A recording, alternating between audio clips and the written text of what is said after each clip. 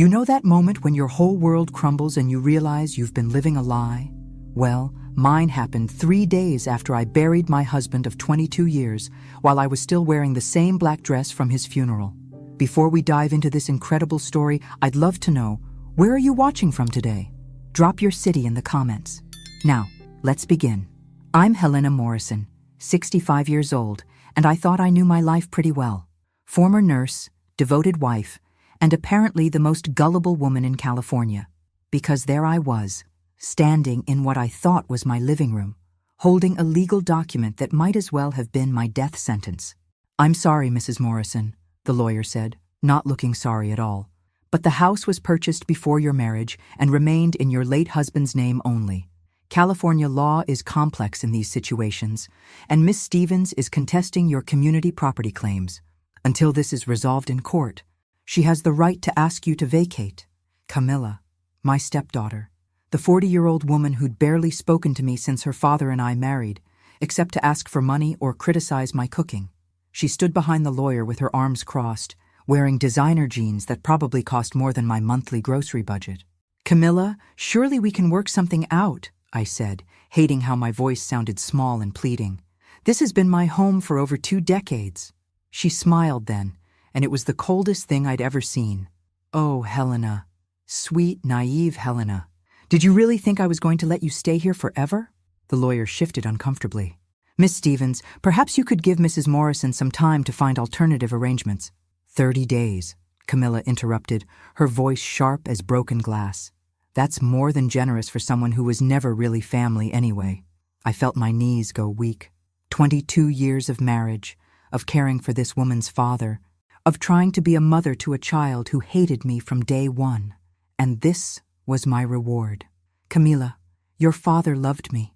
We built a life together. He felt sorry for you," she snapped. "You were a lonely widow when you met him, remember? He was too kind to break your heart, but deep down, he knew what I always knew." "And what's that?" I asked, though I dreaded the answer. "That you were never good enough for him. Never good enough for this family." She picked up her designer purse and headed for the door. 30 days, Helena. Don't make me call the sheriff." After they left, I sat on the couch where my husband and I had watched countless movies, shared Sunday morning coffee, and planned what we thought would be our golden years together. The silence was deafening. I walked through the house, touching familiar objects that apparently weren't mine anymore. The wedding china we'd received as gifts, the photos of trips we'd taken, even the garden I'd carefully tended for 2 decades. None of it belonged to me. That night, I called my sister in Phoenix. "Marie, I need to tell you something." "Helena, you sound terrible. What's wrong?" When I finished explaining, there was a long pause. Then Marie said quietly, "Honey, I wish I could help, but Bob's medical bills have wiped us out. We can barely afford our own place." After I hung up, I sat at the kitchen table and did the math. My nursing license had expired years ago. My Social Security wouldn't cover rent anywhere decent. I had maybe $3,000 in my personal savings account. At 65 years old, I was about to become homeless. But what I discovered next changed everything. Have you ever been so desperate that you'd consider anything? I mean anything? Because that's where I found myself 2 weeks later, sitting in a coffee shop downtown, circling job listings with a red pen and wondering if Walmart greeter was too ambitious for someone my age. "Senior companion needed," I read aloud. "Must enjoy cats." Well, I was allergic to cats, so that was out. Part-time babysitter. Right, because what parent wants a 65-year-old watching their kids? I was about to give up when something caught my eye. It was a small ad, almost hidden at the bottom of the page. "Experienced caregiver wanted. Female, age 60+, private duty for wheelchair-bound professional, excellent salary, room and board included, serious inquiries only." I read it 3 times. Age 60+? Most ads wanted young, energetic caregivers. This was unusual. But unusual was all I had left. The phone number led to an answering service. "Cross Residence," a professional voice answered. "How may I help you?" "I'm calling about the caregiver position." "One moment, please." After what felt like an eternity, a different voice came on the line. Younger, female, efficient. "This is Sarah, Mr. Cross's assistant. Do you have medical experience?" I was a registered nurse for 30 years before I retired. Age? I hesitated. 65. Perfect. Can you come for an interview tomorrow at 2 o'clock? Yes. Where? She gave me an address in Malibu. Malibu. Even the zip code screamed money. Bring your nursing credentials and 3 references. Mr. Cross is very particular about his staff.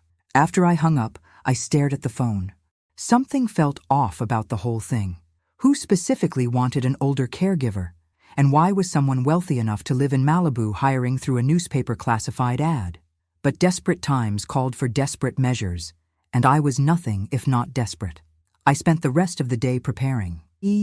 I dug out my old nursing certificates, contacted former colleagues for references, and tried to figure out what to wear to interview for a job I'd never thought I'd need. The next afternoon, I drove my 15-year-old Honda up a winding coastal road that made me dizzy. The houses got bigger and farther apart until I reached an iron gate with an intercom system. "Helena Morrison for Mr. Cross," I said into the speaker. The gates opened silently. The driveway was longer than most city blocks, lined with palm trees that probably cost more than my car. When the house came into view, I actually gasped. It wasn't just a house, it was a mansion. Modern glass and steel that looked like it belonged in a magazine. I parked next to a fountain that could have supplied water to a small village and walked to the front door on legs that felt like jello. The woman who answered was about 30, impeccably dressed, with the kind of smile that never reached her eyes. "Mrs. Morrison? I'm Sarah. Please come in." The entrance hall had a ceiling 2 stories high and artwork that looked expensive enough to buy a small country. Everything was pristine, sterile almost, like a museum instead of a home. "Mr. Cross is waiting in his office," Sarah said, her heels clicking on marble floors. "A few things before you meet him. He values privacy above all else. He's been through several caregivers recently, and frankly, he's lost patience with certain types." "What types?" She paused at a set of double doors. "Young women who see dollar signs instead of a human being. That's why he specifically requested someone more mature." Little did I know this was just the beginning. The office was like everything else in the house, intimidating and expensive. Floor-to-ceiling bookshelves, a desk that could have doubled as a landing strip, and windows overlooking the Pacific Ocean. But it was the man behind the desk who made me forget to breathe for a moment. Alexander Cross was nothing like I'd expected. Yes, he was in a wheelchair, but that's where my assumptions ended. He was probably 45, with dark hair just starting to show silver at the temples and the kind of intense brown eyes that seemed to see right through you. He wore a casual button-down shirt that probably cost more than my monthly grocery budget, but somehow he made it look effortless. "Mrs. Morrison," he said, his voice deep and surprisingly warm. "Please, sit down." I sat in the chair across from his desk, trying not to fidget. "Thank you for seeing me, Mr. Cross. Tell me why you want this job. Direct. No small talk." I could appreciate that. "Honestly, because I need it. My husband passed away recently, and I discovered I'm not as financially secure as I thought. No point in lying to someone who probably had more lawyers than I had shoes." Something shifted in his expression. "I'm sorry for your loss. That must have been difficult." "It was.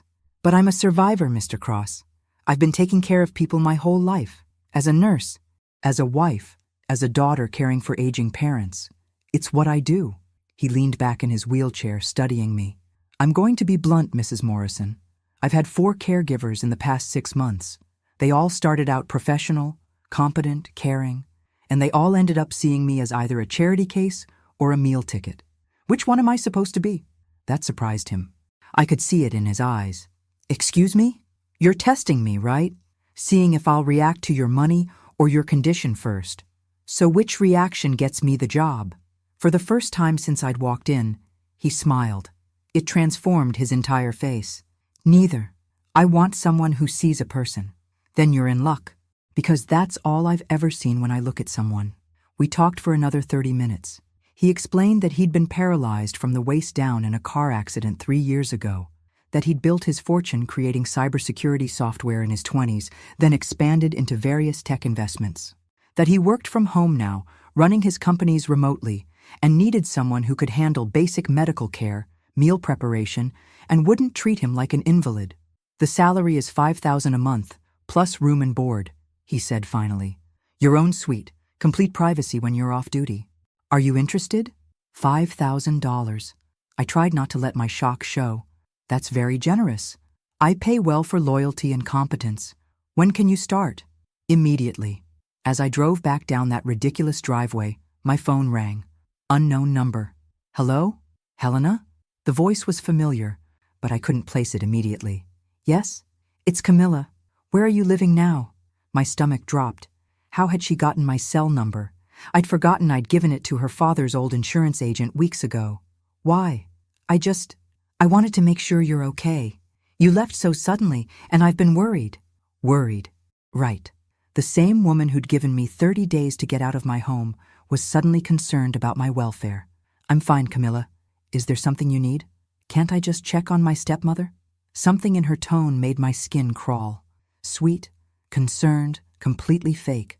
This was the same woman who'd called me a burden and counted down the days until I was gone. I have to go, I said. Helena, wait. I hung up and immediately regretted answering in the first place. How had she even gotten this number?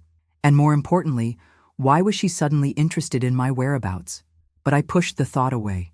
I had bigger things to worry about, like the fact that I'd just landed a job that seemed too good to be true, working for a man who was either the answer to my prayers or about to become my biggest mistake. As I pulled into the parking lot of the extended stay motel I'd been calling home, I couldn't shake the feeling that my life was about to change in ways I couldn't imagine. And honestly, after the month I'd had, I was ready for anything. That's when I realized I was wrong about everything. Moving into Alexander's mansion was like stepping into a different world.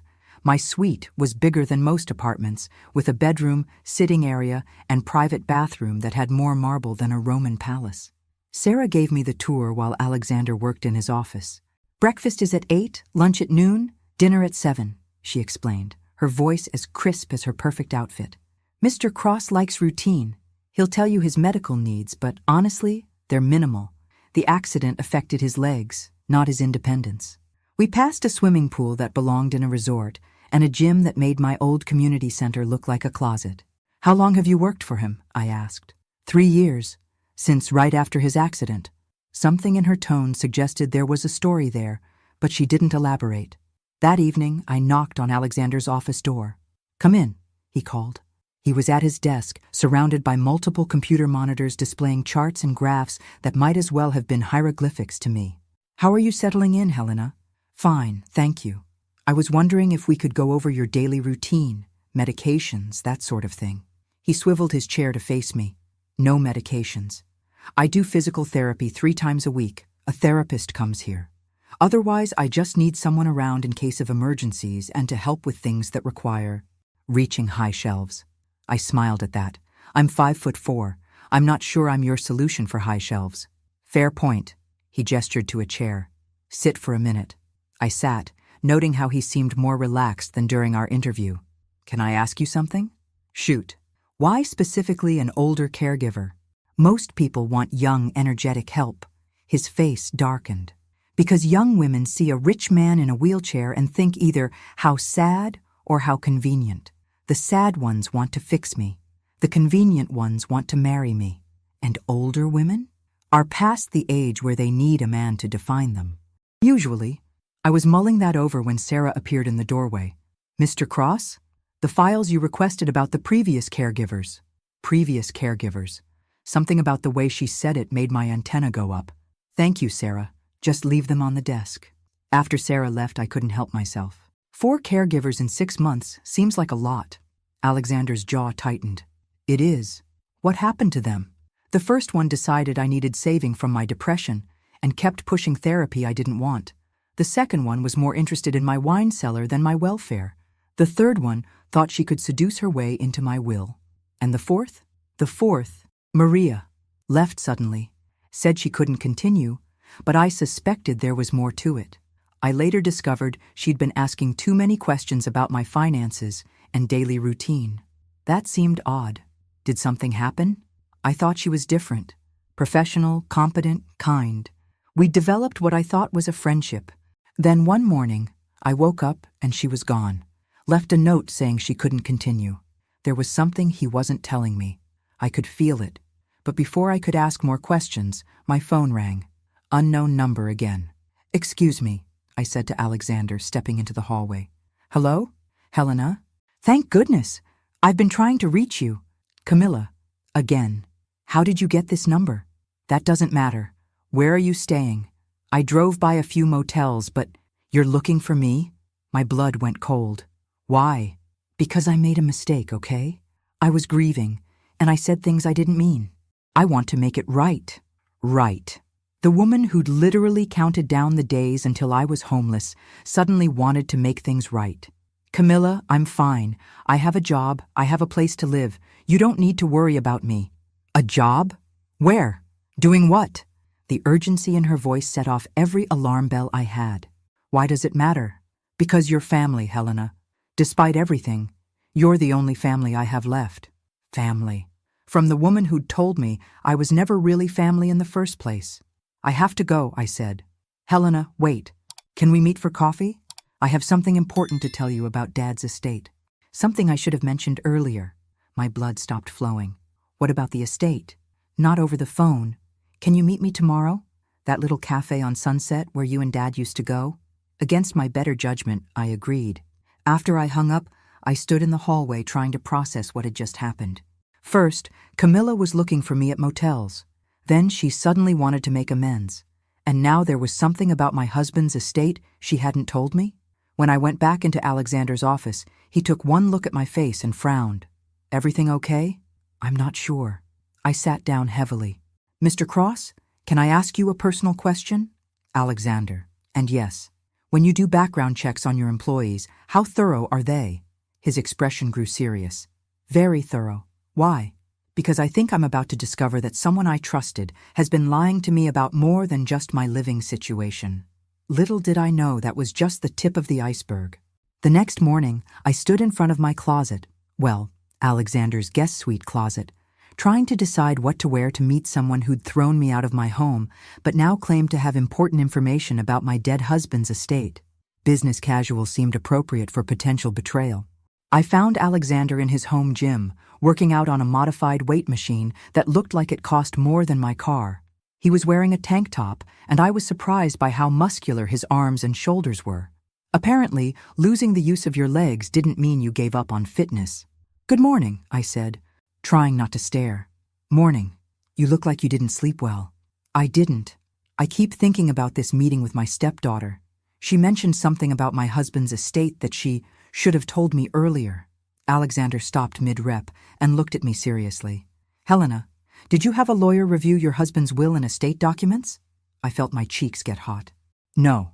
I trusted Camilla to handle everything. She said it was all straightforward. Never trust family with legal matters unless they're your lawyer," he said bluntly. "Want me to have my attorney take a look?" "I couldn't ask you to do that." "You're not asking. I'm offering.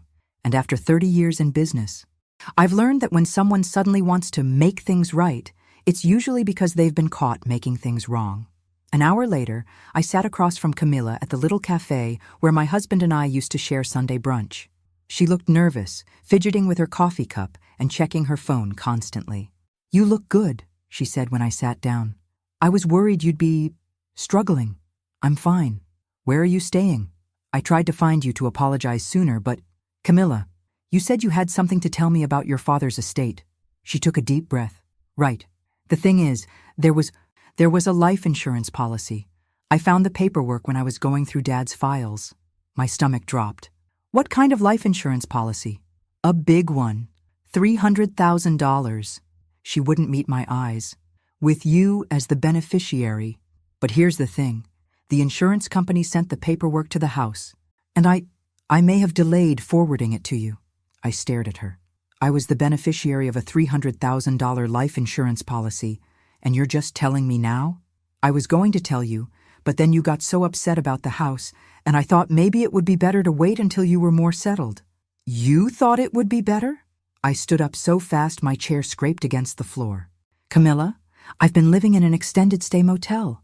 I've been applying for jobs at grocery stores, and you've been sitting on $300,000 that belongs to me?"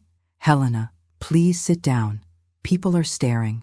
I sat, but only because I was afraid my legs wouldn't hold me up. "Where is this money now?" "It's in probate. These things take time. How much time? The lawyer said 6 months, maybe longer.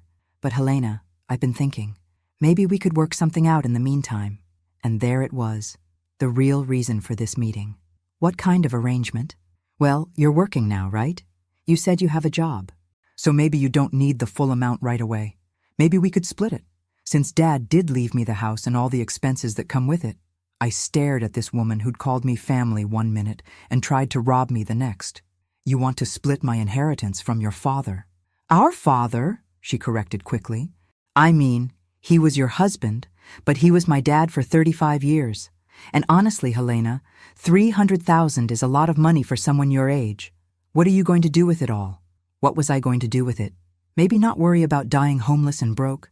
Maybe have some security for the first time since my husband passed away. Maybe not feel like a charity case. But I didn't say any of that. Instead, I pulled out my phone and called the number Alexander had given me. Robertson and Associates, a crisp voice answered. This is Helena Morrison. Mr. Cross asked me to call about reviewing some estate documents. Of course. Mrs. Morrison, can you come in this afternoon at 3? I'll be there. I hung up and looked at Camilla, who'd gone pale. Helena, what are you doing? Getting a lawyer. Apparently I should have done that months ago. You don't need a lawyer. This is family business. No, Camilla, this is business. And from now on, that's exactly how I'm going to treat it. I left her sitting there and drove back to Malibu, shaking with anger and something else I couldn't quite identify. When I walked into Alexander's office, he took one look at my face and shut his laptop. That bad? Worse. There's a $300,000 life insurance policy that she's been hiding from me. She wants to split it because, and I quote, 300,000 is a lot of money for someone my age. Alexander's expression went dark. She's been stealing from you. Apparently. Your lawyer can see me at 3. Good. Helena, I need to tell you something else. Something in his tone made me sit down. What? I had my security team do some preliminary research on your stepdaughter after you mentioned her yesterday. My heart started pounding. What kind of research? Basic public records stuff, court filings, credit reports that are public domain. What I found was concerning enough that I've ordered a deeper investigation. The room started spinning. She's broke. Worse than broke. She's desperate. And desperate people do desperate things. I thought about the way she'd been asking where I was staying, how she'd tried to find me at motels. Alexander, what if she wasn't just trying to apologize? What if she was trying to figure out my situation because she wants to know if you found another source of income? He finished. Someone she could potentially target. That's when I realized I was wrong about everything I thought I knew about my stepdaughter. But what I discovered next would make her previous betrayal look like a kindness. I was still processing the news about Camilla's debts when I heard a car door slam in the driveway. Alexander and I both looked toward the window. Are you expecting someone? He asked. No, but my stomach was already dropping because I recognized that engine sound. My husband had always said Camilla's BMW needed a tune-up. Sarah appeared in the doorway looking flustered. Mr. Cross, there's a woman here claiming to be Mrs. Morrison's daughter. She says it's urgent. Stepdaughter, I corrected automatically. And it's never urgent with Camilla unless it involves money. Alexander studied my face. Do you want me to have security escort her off the property? For a moment, I was tempted, but then my curiosity got the better of me. No, let's see what she wants. 5 minutes later, Camilla walked into Alexander's office, and I watched her face change the moment she saw the surroundings. Her eyes went wide, taking in the expensive furniture, the wall of awards, the view of the ocean. Then she saw Alexander, and I swear I could practically see the dollar signs appearing in her pupils. Helena, I'm so sorry to bother you at work, but I was so worried when you left the cafe. I followed you part way and saw you turn toward Malibu. Then I found this address through your employer lookup. She stopped mid-sentence, staring at Alexander. I'm Camilla Stevens, Helena's stepdaughter. Alexander nodded politely. Alexander Cross. I watched Camilla process the name. Her fake, concerned expression shifted to something calculating. Cross? As in, Cross Technologies? Among other things. Oh, she knew exactly who he was now. I could see it in the way she suddenly stood straighter, smoothed her hair, and turned on that smile she used to use on her father when she wanted something expensive. Helena, You didn't tell me you were working for someone so prominent. She shot Alexander a look that was supposed to be charming and came across as predatory. You didn't ask where I was working, I replied. You were too busy trying to split my inheritance. Camilla's cheeks flushed. Helena, please, we're family. Can't we discuss private matters privately? Actually, Alexander said smoothly, I should give you ladies some space. Helena, I'll be in the pool if you need anything. As soon as he was gone, Camilla practically bounced on her toes. Helena, oh my God, do you know who that is? My employer. He's worth almost $3 billion. I looked him up on the drive over.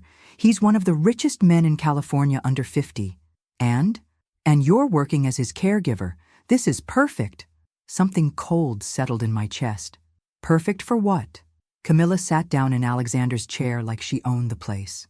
Helena, think about this opportunity. You're living in his house, taking care of him, earning his trust. A man like that, isolated, dependent on others, he probably gets lonely. Camilla, stop right there. No, listen to me. You're an attractive woman for your age. You're kind, caring, available. And he's a wealthy man who's probably vulnerable after his accident. This could solve both our problems. I stared at her. Both our problems? Well, you need financial security, and I need to get out of this debt situation. If you could just, I don't know, get closer to him. Make yourself indispensable. Men like that often marry their caregivers. The room went silent except for the sound of blood rushing in my ears. You want me to seduce Alexander Cross for his money. I want you to secure your future, and maybe remember who your family is when you do. I stood up slowly. Get out. Helena, get out of this house right now, or I'm calling security. You're being ridiculous. I'm trying to help you. No, you're trying to use me, just like you used your father's love for you to manipulate him, just like you used my grief to steal from me. And now you want me to become some kind of con artist. Camilla's mask finally slipped completely. Fine, be stupid, stay poor, but don't come crying to me when you realize you wasted the opportunity of a lifetime. I won't, because I finally understand what kind of person you really are. After she left, I sat in Alexander's office shaking, not just from anger, but from the realization of how close I'd come to losing more than just my home and money. I'd almost lost my integrity. When Alexander came back 20 minutes later, his hair still damp from the pool, he took one look at my face and closed the door behind him. What did she want? I couldn't look at him directly. She wanted me to seduce you for your money so we could both benefit from your wealth. I expected shock, or anger, or disgust. Instead, Alexander just nodded grimly. That's what I was afraid of. You knew? I suspected. Helena, I need to tell you something about Maria, my last caregiver. Remember I said she left suddenly? That wasn't the whole truth. I discovered she was asking suspicious questions about my finances and routine. When I confronted her, she quit immediately. Why? Because I discovered she was feeding information about my daily routine, my finances, my personal life to someone who was planning to blackmail me, someone who was very interested in my relationship status and how isolated I was. My blood ran cold.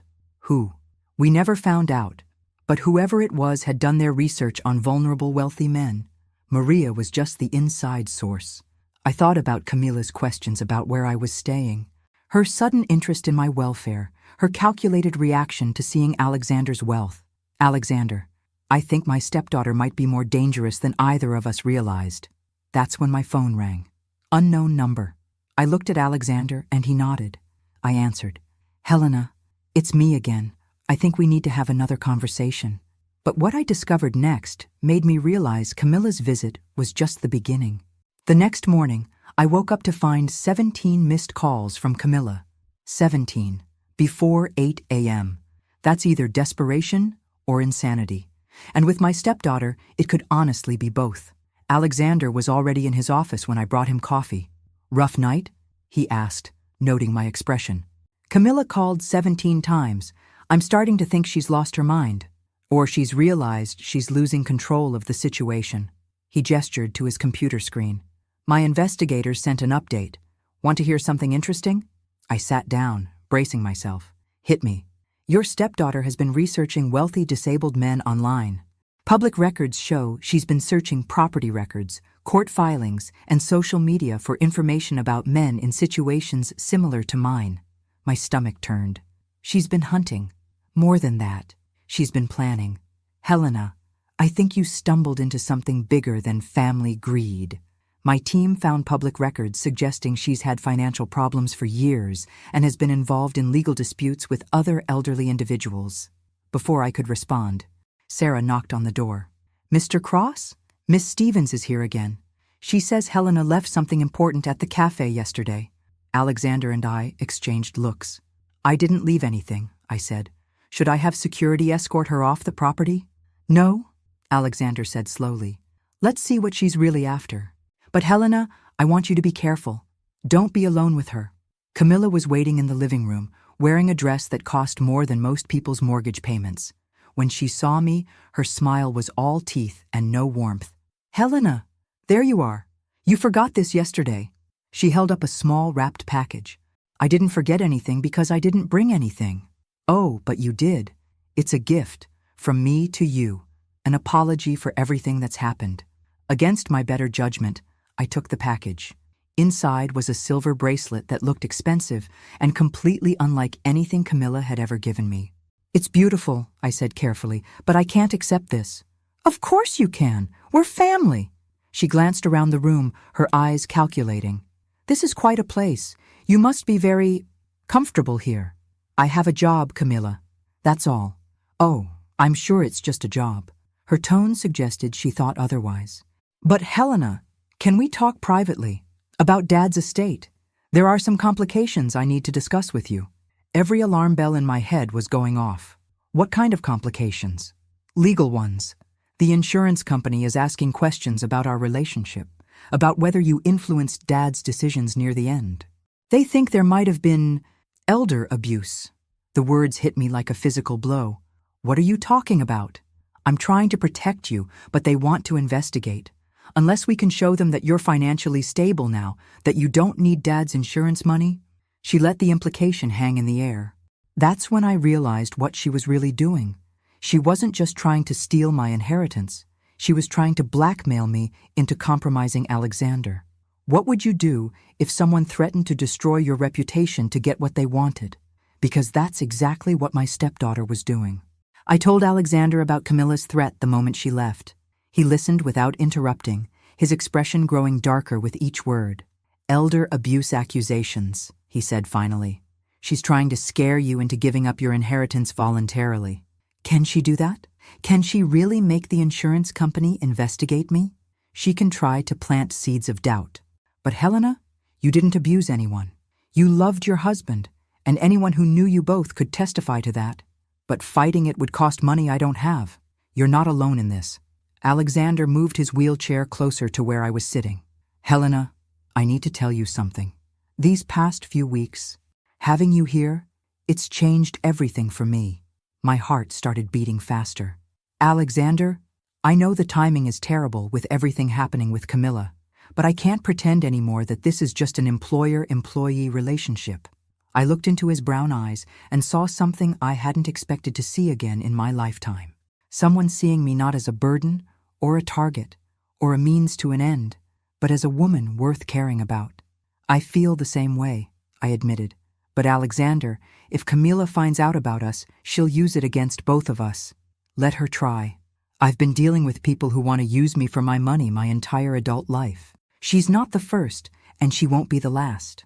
That afternoon, while Alexander was in a video conference, I decided to call the insurance company directly. If Camilla was spreading lies about me, I wanted to know. Meridian Life Insurance, Claims Department. This is Helena Morrison. I'm calling about a policy on my late husband, Robert Morrison. Oh yes, Mrs. Morrison. We've been trying to reach you. We received some concerning correspondence about your claim. My blood went cold. What kind of correspondence? From a family member questioning whether you should be the beneficiary. They're alleging that you may have coerced your husband into naming you. That's completely false.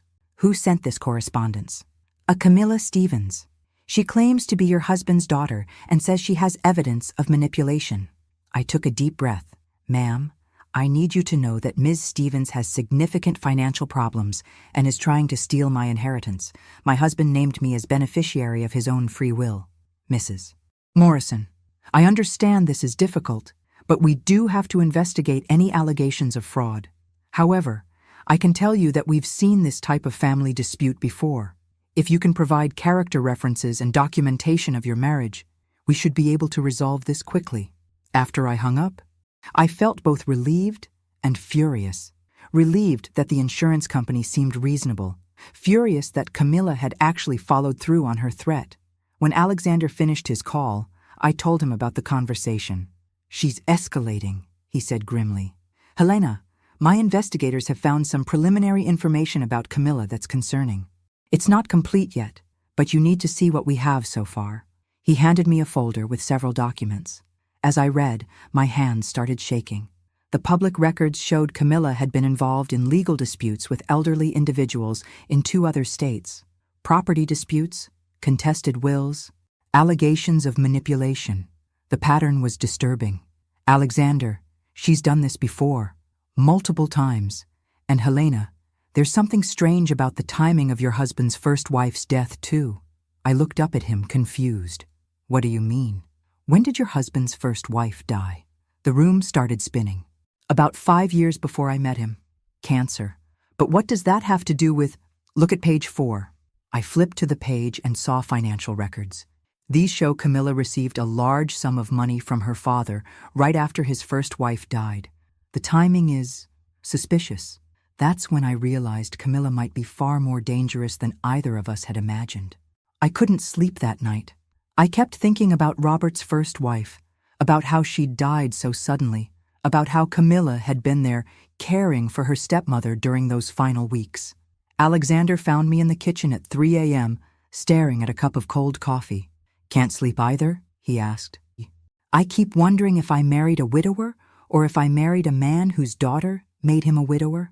Alexander reached across the table and took my hand. "Helena, we don't know anything for certain yet.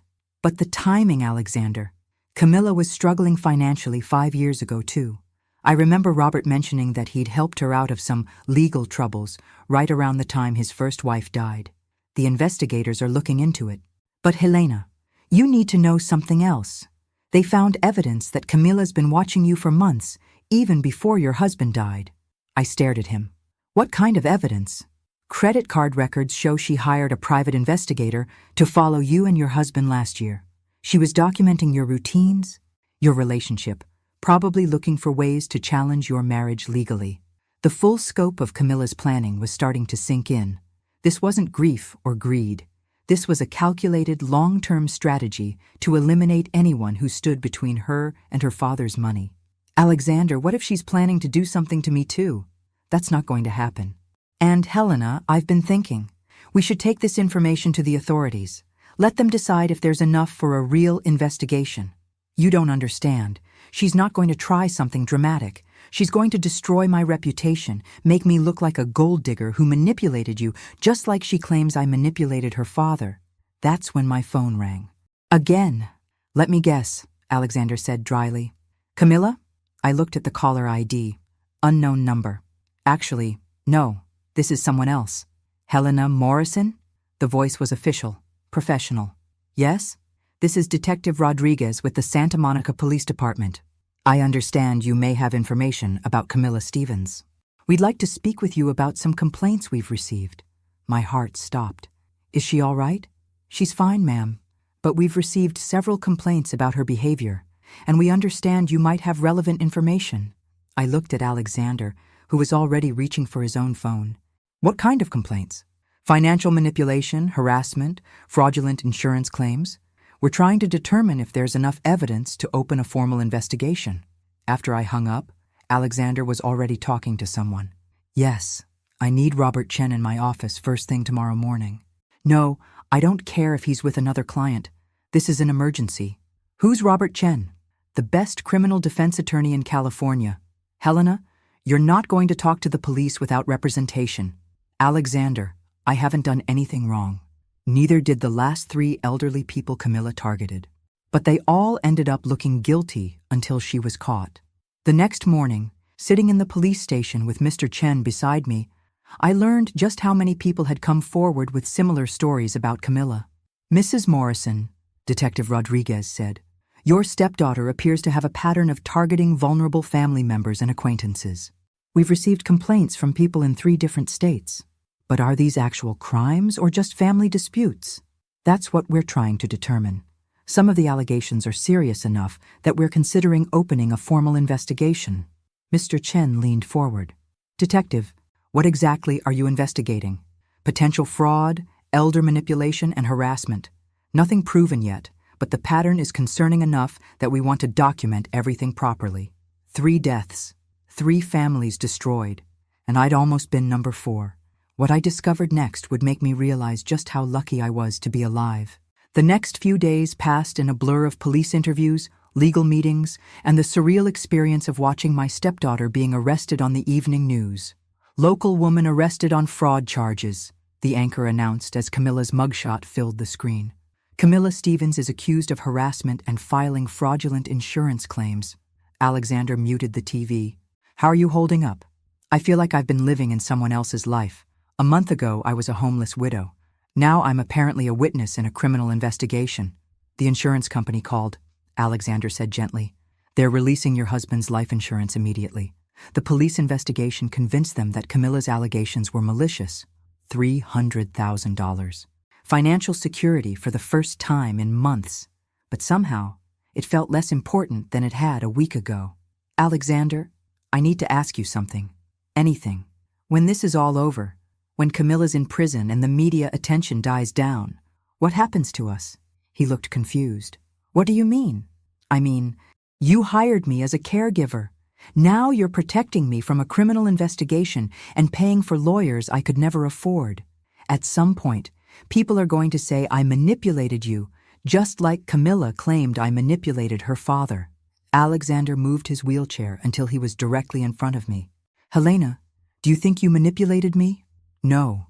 Do you think I'm so weak-minded that I can't tell the difference between genuine feelings and manipulation?" "No, but..." "Then stop worrying about what people will say. I've spent 3 years in this house, barely trusting anyone, convinced that my accident made me vulnerable to people who wanted to use me. You didn't see a disabled billionaire. You saw a man who needed someone to care about him as a person." "Alexander, marry me." The words hung in the air between us. "What?" "Marry me. Not because you need financial security, and not because I need a caregiver. Marry me because I love you, and because I think you love me too." Before I could answer, Sarah burst into the room.